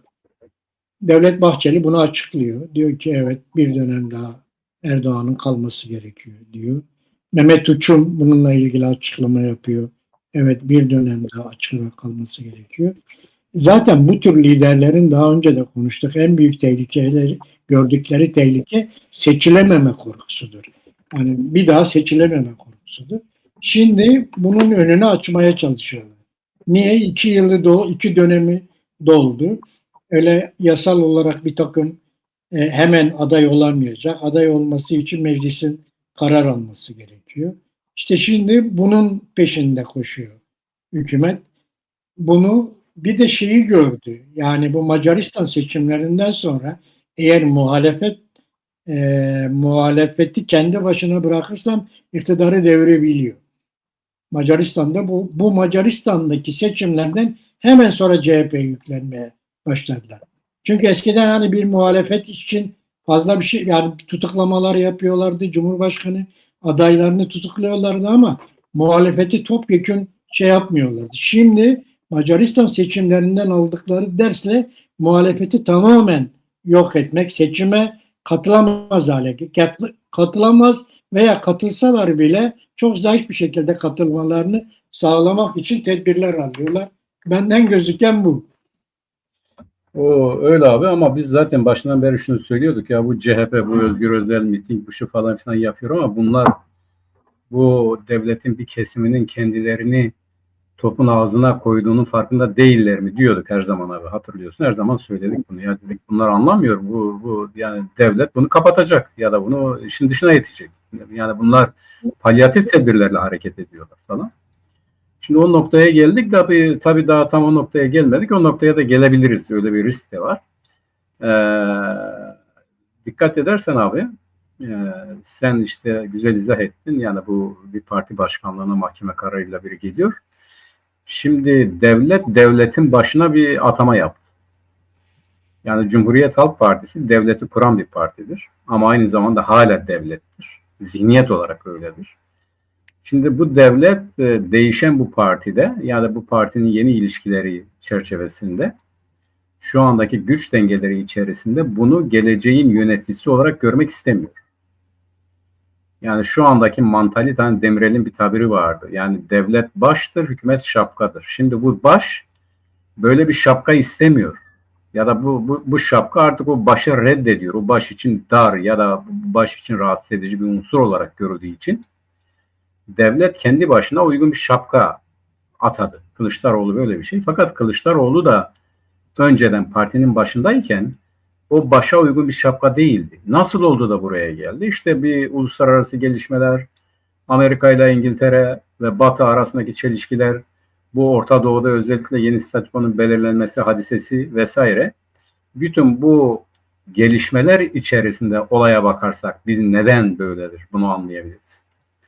Şimdi az önce bizim oralı biri vardı. O sürekli ya bu Kılıçdaroğlu'nu sahip çıkıyordu, Kılıçdaroğlu. Ya diyor niye buna küfür ediyorsunuz? Diğerleri daha mı temiz vesaire falan filan. Kılıçdaroğlu'nun namus dürüsttür vesaire. Öbürleri kirlidir falan filan. Onunla da konuşurken dedim ki ya bu bakış açısı yanlış. Yani mesele birinin temiz birinin kirli olması değil. Bu rejim zaten yolsuzluk yapılmadan yürüyebilecek bir rejim değil. Yani neye bakarsan bak, hangisi gelirse gelsin, eğer bu rejim devam ediyorsa bu rejimin doğası ya da bu rejimin yürümesi için uyulması gereken siyaset zaten yolsuzluk rejimidir yani. Bu Avrupa'da da böyledir, Amerika'da da böyledir, Japonya'da da böyledir. Japonya başbakanı öldürülmedi mi abi? Öldürüldü yani kimse ciddiye almadı. 2 günde unutulup gitti. Sonra bir arkasından ne çıktı? Bir çete çıktı yani baktılar ki Japonya'da bile. Bu tip şeyler çıktı. Çin'de adamları idama gönderiyorlar. Yine yolsuzluk yapılıyor. Türkiye'de zaten bu ihale usulü 200 kaç kere değişmiş yani açık olan bir şey. İhale kanunu 240 kere mi 250 kere değişti. Neredeyse her ihaleye göre yeni bir anlaşma yapılıyor. Yani bütün bunlar neye göre yapılıyor? Elbette ki rantın paylaşımı konusunda her zaman subjektif tarafı vardır bu işin. Bunlara bakarken o kirli bu temiz diye bakılırsa bu yanlıştır. Kılıçdaroğlu daha önceki pozisyonunu terk etti. Bu kendi arkadaşları o da diyor ya işte CHP kirlendi, delegeler rüşvet alarak beni gönderdiler ama zaten o delegeler kendisinin seçtiği delegelerdi. Yeni gelenler rüşvet almayacağını bir garantisi mi var?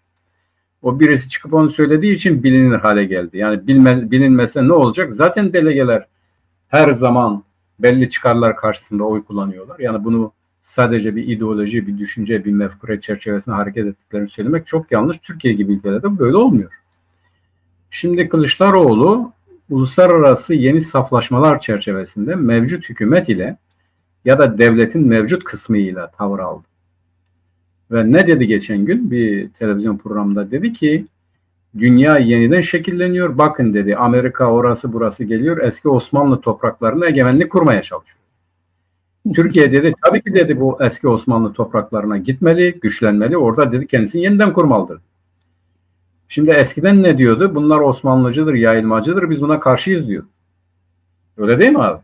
Evet. Şimdi sadece kendi partisinin başına gelme hadisesi değildir. Bu partinin de CHP'nin de hepsiyle olmasa kısmen bu düzene hani Demirel'in dediği bu başa göre bir şapka için çalışması lazım. Yani bu aynı zamanda az önce gerçi sen dedin yani bu Orban'dan itibaren bunlar ders aldılar ona göre organize oluyorlar. Doğru. Onun bir tarafı vardır. Fakat eskiden beri böyledir. Eskiden yani çok uzun bir geçmişe dayandığı andan itibaren bu böyledir. Hatta bana göre 2015 seçimlerinden 2015 mi kaç seçimlerinden beri bu böyledir. Birkaç defa yeniden hani bu Davutoğlu yeniden bu istikşafi görüşmelerin arkasına oyalamanın ardından yeniden seçimlere gittiler ya %42 oy aldı sonra %49'a çıktı. Evet. O zamandan beri zaten bu planlanıyor. Yani biz nasıl yapalım ki? Bu sadece AKP iktidarının hadisesi değil. Bu aynı zamanda Türkiye egemenlerinin, Türkiye yönetenlerin biz nasıl yapalım ki uzun bir süre bu rejim, bu egemenlik modeli devam etsin. Bir, nedir bu? Güvenebileceğimiz bir başkan ve bizim sözümüzü bizimle beraber hareket edeceği bir başkanlık rejimi olsun ve bunu yapıyorlar. O başkanlığın adı altında da koalisyon olsun ve öyle devam ediyor. Şimdi bugün MHP bu koalisyonda yok mu abi? Aynı zamanda o Büyük Birlik Partisi yok mu? Aynı zamanda bu iş aleminin büyük bir kısmı bu koalisyonda yok mu? Var yani hepsi var. Şimdi bu koalisyonun devletin biçim değiştirdiği bu rejimin devam etmesini istiyorlar. CHP'nin de bu rejime uyumlu hale getirilmesi meselesidir. Ve bunun uluslararası boyutu da var. Yani bugün mesela biz İngiltere Kralı gitti Trump'la görüştü ama çok ciddi bir şey göremedik. Çok ciddi bir yansıma göremedik. Bugün dünyada İngiliz düzeninin yerini Amerikan düzeni alıyor. Ya da Amerika buna müdahale edip kendisine göre rötuşlar yapmak istiyor. Kendisine göre düzenlemek istiyor. Bak Suriye'de bunu yaptı. Irak'ta bunu yaptı. İran'da büyük bir ihtimalle bunu yapacak. Yani bu Sykes-Picot zihniyeti, anlayışı ya da statikosu tasfiye ediliyor. Yeni bir statiko kurulmaya çalışıyor. Buna göre ilişkiler oluşturuluyor. Türkiye'de ben bu CHP'ye karşı operasyonun bununla alakalı olduğunu, bununla da ilgili olduğunu, sadece o değil ama onunla da ilgili olduğunu, iç dış çelişkilerin geldiği aşamada CHP'nin tasfiye edilmesi, etkisizleştirilmesi ya da farklı kesimler tarafından yönetilmesi ihtiyacının hasıl olduğunu düşünüyorum.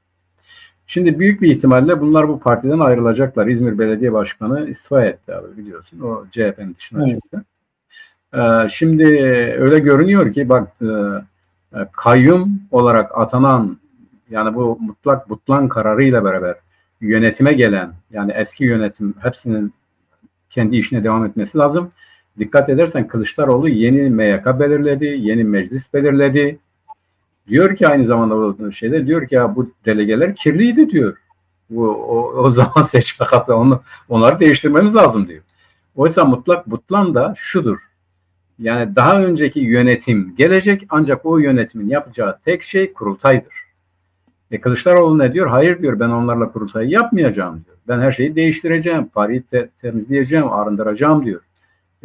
Sevki şey yapıyor, her şeyi yapıyor, sadece kurultay yapıyor. Şimdi 900 delegenin imzasını getirdiler, olmadı. Meclisin yarısından çoğu istifa etti, olmadı. Ve bu ekip işte tedbir kararı var. Tedbir kararı olunca kurultay yapılamıyor diyor. Bu da bana göre hukuki bir şey değil. O mutlak butlan zaten şudur. Sen geleceksin ve kurultay yapacaksın. Bu partiyi yeniden, yönetimini yeniden belirleyeceksin demektir. Onun dışında her şeyi yapıyor. Buradan şunu anlıyoruz, işte onun için diyorum. Buradan mesele ne mutlak butlandır, ne CHP'deki hile hadisesidir, ne budur, ne şudur. Bu mevcut rejimin, öyle diyelim, yani mevcut düzenin, yani bu andaki egemen kliğin geleceğini tehlikeye soktuğu için, o emareler ortaya çıktığı için bunun nereden kaynaklandığını tespitten hareketle CHP operasyon yaptılar, devam ediyor. Yeni bir parti büyük ihtimalle kurulacak. Bu yeni bir parti kurulduğu zaman da her şey sıfırdan temiz, düzgün devam edecek diye bir hadise yoktur. Bu engeller, bu bölme hadiseleri devam edecek. Fakat ben sanki de sen bunun cevabını biliyor musun gibi sana soruyorum, diyoruz ki ya tamam da bütün bunlar olsa bile Erdoğan'ın seçileceğini nasıl garanti ediyor? Yani bütün bunlar baktığımız zaman Erdoğan karşısında kim çıkarsa onun daha güçlü aday olacağını gösteriyor. Ona işaret ediyor. Şimdi o konuda da bir takım şeyler yapıyorlar, bir takım tevziratlar yapıyorlar. İşte nedir bu? Mansur Yavaş. Dikkat edersen bu Yeniden Refah Partisi'nin başkanı dedi ki biz Abdullah Gül'ü değil, biz Mansur Yavaş'ı destekleyeceğiz dedi. Dikkat edersen birileri bu krizden yararlanarak kendilerine en uygun olabilecek adayı Mansur Yavaş'ı öne çıkarmaya çalışıyorlar. Birileri ne diyor? Ne olursa olsun Mansur, yani sol, biraz sonra ona da geleceğiz. Sol tarafta Mansur Yavaş'ı göstermeyin diyor. Başka bir Özgür Özel sen ol diyorlar falan. Yani öbür taraftan da işin doğasında olan bir şeydir. Yani bir defa bir bütünlük bozulunca herkes bir yanından tutup kurtuluş buradadır demek suretiyle bir yandan tutup çekiştirmeye çalışıyor. Şu anda CHP o hale geldi. Kılıçdaroğlu bir yana çekiştiriyor. Özgür Özel bir yana çekiştiriyor. CHP'nin müttefikleri işte Mansur Yavaş üzerinden bir yana çekiştiriyor. Birileri de Ekrem İmamoğlu ile Özgür Özel'i bir yana çekiştiriyor. Bakalım bunun sonucunda ne olur? Yani bu cephe zayıflayacak ama ben şuna inanıyorum. Nihayetinde iki kişiden biri seçilecek. Birisi eğer Tayyip Erdoğan olacaksa diğeri bunun karşısındaki olacak. Anayasa değiştirmek yetmiyor, seçimlere gitmek yetmiyor. Tek dereceli seçim olursa Erdoğan'ın kazanma şansı var. Ama yok, yine iki turlu olursa ikinci turda ben ne olursa olsun Tayyip karşısındaki adayın kazanma şansının daha güçlü olduğu kanaatindeyim. Yani sen ne düşünüyorsun? Onu bilmiyorum ama Türkiye'nin kaderinde, çünkü şunu görüyoruz abi. Yani Erdoğan cenahında tamam, Erdoğan'ın adaylığı konusunda kimsenin itirazı yok ama Erdoğan'ın kazanamayacağını Erdoğan dahil birçok çevre biliyor ve onunla yürümemek gerektiğini, değişik kliklerin onun altında iktidar mücadelesi verdiğini ya da iktidar olduğunu söyleyen çevreler de var. Yani tepedekine dokunmuyorlar ama tepedekinin altındaki keşmekeşlik orada da var. Yani CHP'nin görünen dağınıklığı, görünen hercümerçliği Erdoğan'ın altındaki AKP ve onun müttefikleri içerisinde de şu veya bu şekilde kendisini açığa vuruyor diye düşünüyorum. Orada da öyle sağlıklı bir bütünlük yok. Türkiye işte Mehmet Uçum'un belirlemiş olduğu 2028 Nisan'daki seçimlerde ne olur kesin olarak bir şey söylemek mümkün değil ama ben bu iki tarafında umduğunun olacağı kanaatinde değilim. Şimdi tabii yani ben de CHP'deki gelişmeleri izlediğimde şunu görüyorum Mehmet. CHP 3 tane konuda mahkemeye gidiyor. Birincisi diyor ki parti meclisi 40 kişinin altına indi. Senin şeye gitmen lazım. İkincisi birincisi parti meclisi. İkincisi delegelerin 900 delege imza topladı. Bu da kurultay nedenidir. Senin kurultaya götürmen lazım. Bunu da mahkemeye veriyor. Üçüncüsü CHP ikinci defa 3 yıl geçtiği halde kongresini yapamadığı için seçim dışı kalıyor. Bunun önlenmesi için de mahkemeye gidip kayyum talebinde bulunacakları söyleniyor. Evet. Şimdi bu birinci şey bu. Yani CHP'nin 3 tane mahkeme yolu gözüküyor. Böyle bir mücadele edecekleri basına çıkıyor. Mahkemeye giden her yol Kılıçdaroğlu'nun lehine sonuçlandırılacak. O ayrı. Bunlar o yolları denemek istiyorlar. Bu arada 2 tane de parti hazırlıyorlar. Bir değil, 2 parti hazırlıyorlar. Bir tanesi kalıcı olacak. Bir tanesi de baskın seçim durumunda seçim hakkı kazanmış bir parti. Ya Demokrat Parti var. Demokrat Parti onların da zaten. Gibi 2 tane parti ayarlamaya çalışıyorlar. Şeyin durumu bu. Yani CHP'nin şu andaki mücadele stratejisine baktığımızda 3 tane mahkeme, 2 tane de parti ayarlamaya çalışıyorlar. Bu şekilde kendilerini var etmeye çalışıyorlar. Bu Erdoğan'ın karşısında. Tabii burada bütün devlet artık AKP'nin, yani çünkü devletin bütün anlatıyor. Bu yüzden de bu çevre Erdoğan'ın bir daha seçilebilmesi için elinden geleni yapıyor. Yargı da yapıyor, ordu da yapıyor, polis de yapıyor, hepsi yapıyor. Herkes destek oluyor Erdoğan'ın bir dönem daha. Yani onun atadığı bu bürokratik çevre aynı zamanda ailesi Erdoğan'ın bir dönem daha bu işi götürmesi için elinden gelen çabayı sarf ediyor. İşte bir taraftan oğlunu kendine yardımcı olarak al diyorlar. Dikkat edersen öyle öneriler var. Hani kimseye güvenmiyorlar. Acaba başka bir şey olur mu diye garanti olsun, Bilal gelsin ona yardımcı olsun gibisinden bir takım şeyler de söyleniyor. Ama sonuçta Erdoğan'a bir dönem daha kazandırmak için her yol mübah oldu Türkiye'de.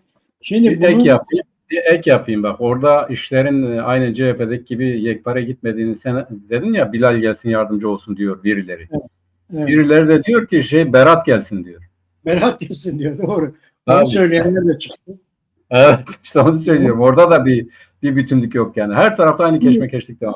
Şimdi bunun uluslararası ayağı var mı? Var. Nereden anlıyoruz? CHP'ye mahkeme kararıyla genel başkan atanmasına 27 Avrupa ülkesinden sadece Almanya açıklama yaptı. Hiçbirinden çıt çıkmadı. Evet. Düşünebiliyor musun? 27 Avrupa ülkesi var. Bunlardan sadece Almanya. Enternasyonel'in başındaki adam da ses verdi, evet, abi. Sadece geçen hafta Sosyalist Enternasyonel Başkanı da yaptı, yani bunu kabul etmiyoruz dedi. O ayrı, evet. Ama ülke olarak diyorum. Evet, devlet olarak söylüyorum. Almanya'nın dışında devlet düzeyinde hiç kimseden çıt çıkmadı. Yani bu gösteriyor ki bunun bir Avrupa ayağı da var. Bir anlaşma var. Avrupa'nın da bu konuda bir şeysi var. Sadece bu hafta Avrupa Parlamentosu toplandı.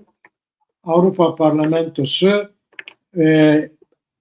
aldığı kararlarda işte Türkiye'de demokrasi ve hukukun çok geriye gittiğini, bu koşullar altında Avrupa Birliği'ne giremeyeceğini, Kürt meselesinin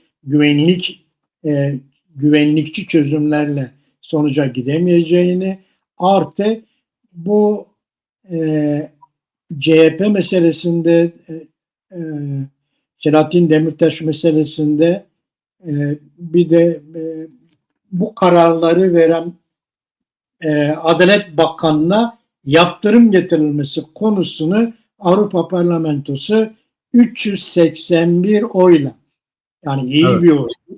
Avrupa, evet, Parlamentosu'nda yapılan şey 381 oyla yaptı, kabul etti. Yani bunun çok büyük bir yaptırım gücü var mı? Yok. Yaptırım gücü yok. Ama Avrupa, evet, Avrupa Parlamentosu'ndan, Avrupalı devletlerden herhangi bir tepki gelmemesine rağmen Avrupa Parlamentosu'ndan böyle 381 oyluk bir şey geldi, tepki geldi. Bu bakalım yani bu tabii Erdoğan burada Erdoğan'ın seçilmesi için yapılacak işlerin önünü engellemez bu hiçbir zaman. Bu Tabii, belli tabii. bir şey. Bunu engellemez böyle bir şey. Ama böyle bir yapı çıktı ortaya şimdi. Tabii bunlar yaşanırken Mehmet bir de baktık ki Türkiye İşçi Partisi Genel Başkanı bir şey söylüyor. Koç'un sahibi bir şey söylüyor Kürtlerle ilgili. Onlar da Kürtlerle ilgili bir takım şeyler söylemeye başladılar.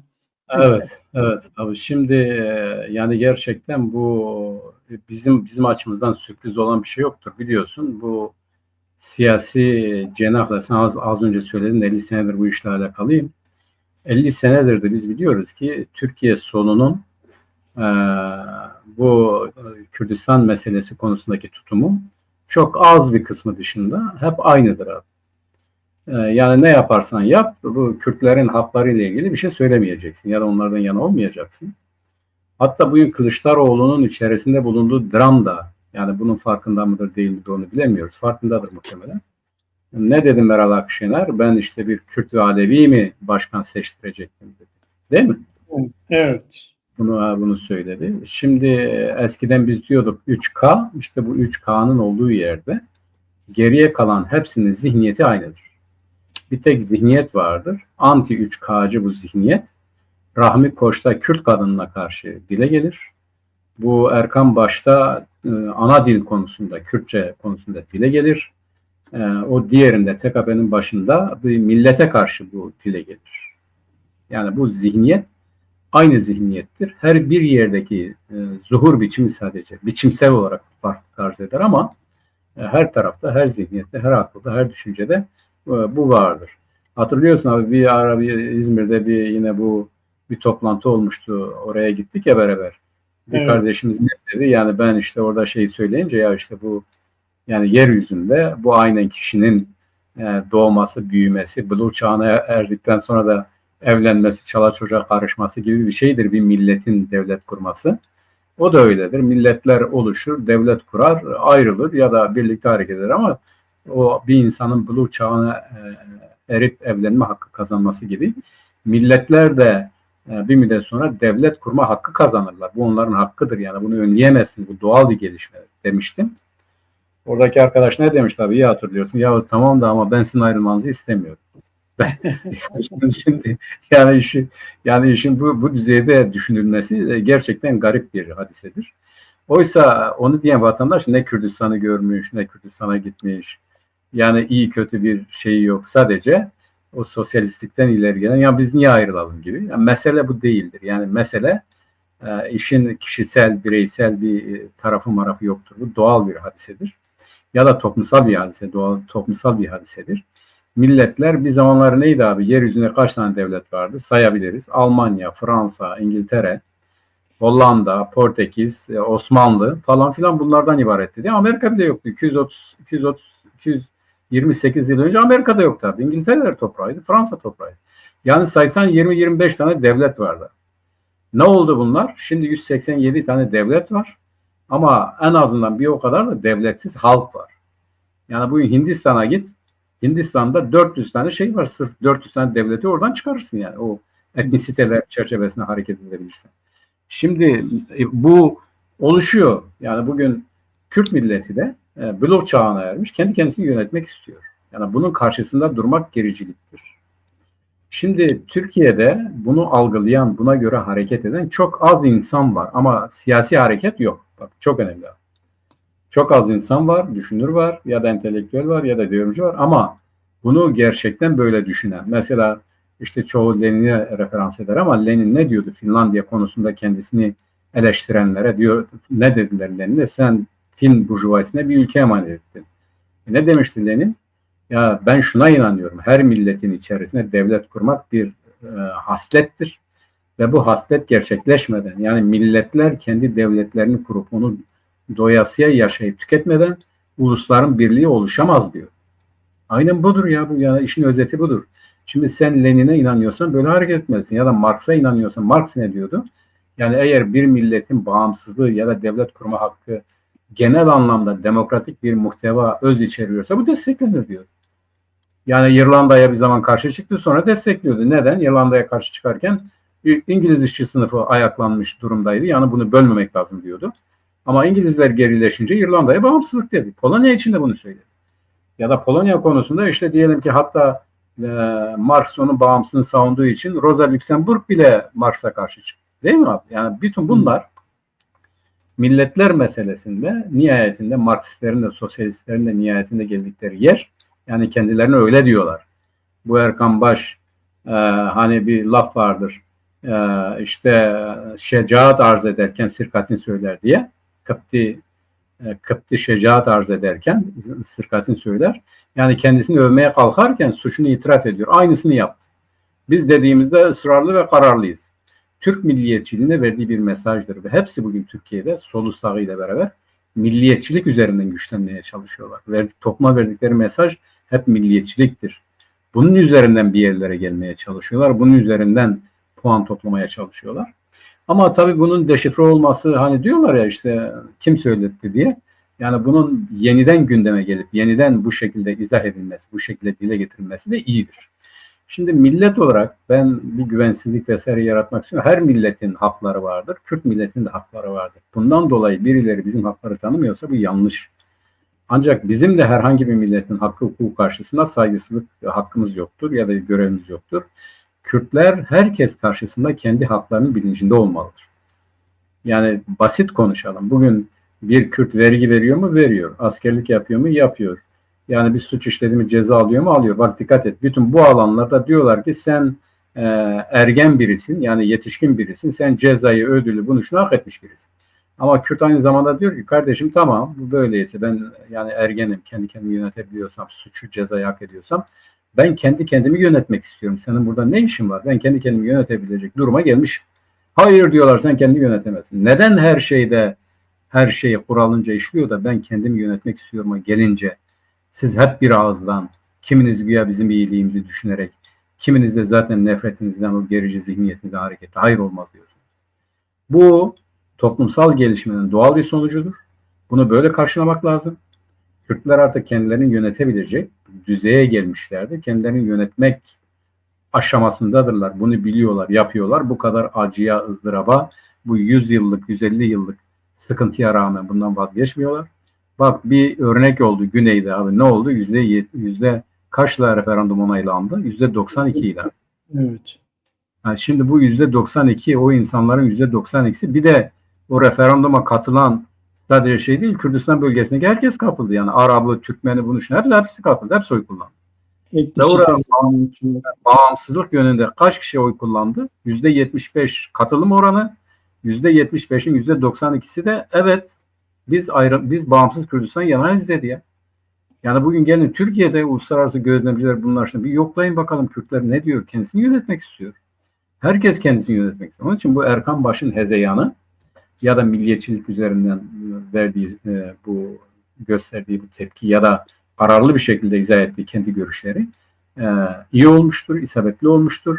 Aynen bilincine sahip olmadığı için bilinç altından çıkıp gelen Koç'un zihniyetiyle aynıdır. Hiç fark etmez. Freud diyor ya, Jung diyor, bilinçaltı bazen kontrolsüz olarak hareket eder ve o zaman gerçekler ortaya çıkar. Bu Erkan Baş kontrolsüz yani bilinçaltını kontrol edemediği için o açığa vurdu sonra ondan da geri adım atamadı. Evet dedi biz böyleyiz dedi. Öyle olmaları iyidir. Zaten biz biliyorduk. Ama Kürtler bunu idrak ederek bundan sonra hareket etmeli. Kürtler iyi niyet ayrı bir şeydir. Herkesin hakkını hukukunu savunmak ayrı bir şey ama kendi hakkını hukukuna da sahip çıkmak aynı zamanda bir meziyettir, bir görev, bir sorumluluktur. Onu da söyleyeceğim bunu. Şimdi ben de bir iki şey ekleyeyim. Şimdi bir bakıyoruz ki bir Kürt meselesi gündeme geldiğinde Erkan Baş Türkiye İşçi Partisi Genel Başkanı, Vehbi Koç Türkiye'nin en büyük Rahmi Koç Türkiye'nin en büyük holdinginin başında. Bu ikisi bir araya geliyorlar. Aynı şeyi birlikte söylüyorlar. Kürtler, evet. Kürt meselesinde. Bu çok ilginçtir. Biz de diyoruz ki tamam siz böyle düşünüyorsunuz. Biz sizin yarattığınız enflasyonun altında niye eziliyoruz? Kürtler mi yarattı? Bu enflasyonu, bu ekonomiyi Kürtler mi yarattı? yarattı. Hayır, siz yarattınız. Ama bizi eziyorsunuz bunun altında. Evet. Bu hukuksuzluk, bu kadar tutuklanma, bu kadar öldürme, bu kadar parti kapatma bizim için yapıyorsunuz. Tamam, biz artık birlikte yaşama şansımızı kaybettik artık. Bırakın biz kendi kendimizi yönetelim. Eğer ekonomimizi batıracaksak biz kendimiz batıralım. Evet. Eğer yoksulluk yaratacaksak biz kendimiz için yaratalım.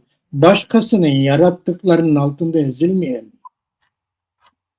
Biz yaratmadık bu ekonomiyi, bu enflasyonu. Biz yaratmadık bu hukuksuzluğu, bu düzeni. Neden bizi bunun altında eziyorsunuz? Biz kendi bölgemizde çoğunluğuz. Biz kendi kendimizi yönetebiliriz. Bir de bunu deneyin. Bir de bunu deneyelim.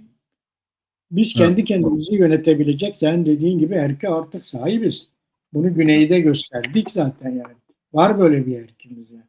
Bu yüzden bırakın Kürtler kendi kendini yönetsinler. Bunda hiçbir sorun yok. Hani bugün Yugoslavya'da 6-7 tane devlet var. Ne olmuş onlara? 7 tane çıktı. Huzur geldi oraya ya. Huzur geldi. Evet, 200 bin 300 bin nüfusları var. Evet. Yani neden Kürtler için bu hayır oluyor? Yani her Yugoslavya'daki her etkinlik devlet kurabiliyor da Kürtler neden devlet kuramıyor? Bu nüfusuyla, bu yetkinliğiyle. Bak dün Almanya'yı Kürtler kurtardı futbol maçında. Biliyorsun evet, değil mi? Bizim Deniz kurtardı. Deniz şeydir abi, Şanlıurfalı Ezli'dir Deniz. Evet, Deniz kurtardı. Deniz kurtardı Almanya'yı. Ya 1-0 mağlup. Ama düşün bak, ona sormuşlar yani hangi milli takımda yer alırsın, adam Almanya'yı tercih etmiş. Neden? Çünkü bir güvensizlik var. Hayır, burada saldırdılar. Fenerbahçeli İsmail o çocuğa saldırdı. Ona saldırdılar burada maçta. Tabii onu diyorum yani. Bu güvensizlik olduğu için Alman milli takımında yer aldı. Almanya doğumlu. Evet, Ozan gitti Alman milli takımında oynadı çocuk. Evet. O zaman daha Alman milli takımında oynamıyordu. Buradaki saldırıdan sonra orayı tercih etti, gitti Alman milli takımında oynamaya başladı. Evet. Hala şey yapmıyor yani çocuk herhangi bir şey yapmıyor. Herhangi bir şey söylemiyor. Sadece ben Kürt kökenliyim diyor. Yani.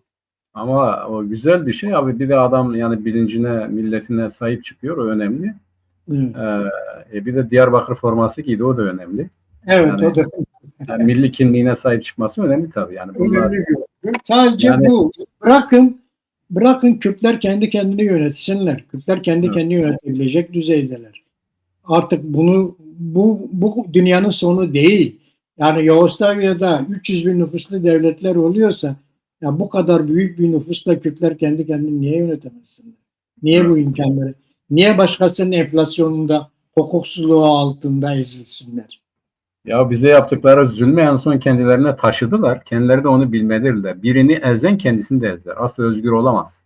Evet. Yani o da oluyor. Evet. Türkiye'deki yani bu Türkiye'nin onu düşünmesi lazım. Yani neden biz bu zulüm altındayız? Çünkü zulmediyorlar bize. Evet. Yani bize zulmeden kendisine de zulmeder. İşte o. Yani ayağından o şeyle bize bağlı olan, prangayla bize bağlı olan özgür olamaz. Özgürlüğü bizim özgürlüğümüzden geçer. O prangayı parçalaması lazım. Yani biz kendisi de ancak o zaman özgür olabilir. Bir milleti köle olarak köle statüsünde tutan aynı zamanda bir köleci ilişkili içerisindedir. Ancak asla özgür değildir. Onun özgürlüğü bizim özgürlüğümüzden geçer. Bunu bilmesi lazım. Türkiye'de Erkan Baş'ın evvela bunu anlaması lazım. Sosyalistim diyor ama S'sinden haberi yoktur. Evet, biz hala bir boşnak milliyetçisi gibi düşünüyor. Yani hala öyle düşünüyor. Evet, yani bir Erkan Baş'ın, Rahmi Koç'un biz de diyoruz ki tamam siz böyle düşünüyorsunuz. Tamam biz de bırakın biz kendi kendimizi yönetelim. Biz kendi topraklarımızda kendimiz olalım ve kendi kendimizi yönetelim. O zaman konuşalım. O zaman eşit olacağız. Evet Mehmet, bir programın daha sonuna geldik. Bayağı zamanı geçirdik.